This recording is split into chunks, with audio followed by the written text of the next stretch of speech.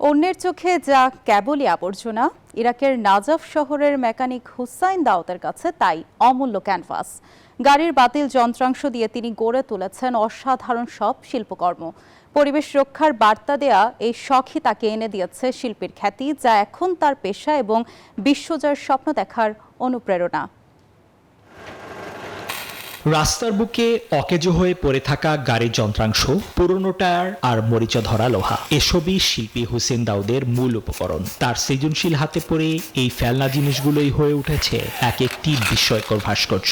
আবর্জনাকে সম্পদের রূপ দেওয়ার এই জাদুতে মুগ্ধ এখন সবাই।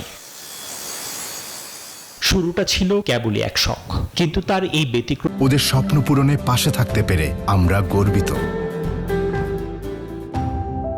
শিল্পকর্মের চাহিদা বাড়তে থাকায় শখই এখন পরিণত হয়েছে পেশায়। দেশের গণ্ডি পেরিয়ে এখন দেশের বাইরে থেকেও তার কাজের জন্য ডাক আসছে।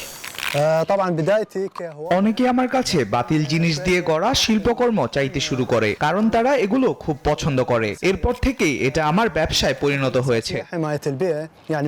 হুসেইনের স্বপ্ন তার এই শিল্প ছড়িয়ে পড়ুক সারা বিশ্বে। পার্ক, বাগান কিংবা রাস্তার মোড়ে তার ভাস্কর্য শুধু সৌন্দর্যই বাড়াবে না, মনে করিয়ে দিবে পরিবেশ রক্ষার কথাও। আবর্জনাকে সম্পদে পরিণত করার এই শৈল্পিক লড়াই তাকে এনে দিয়েছে এক নতুন পরিচিতি। নিবির আমিন, নিউজ 24।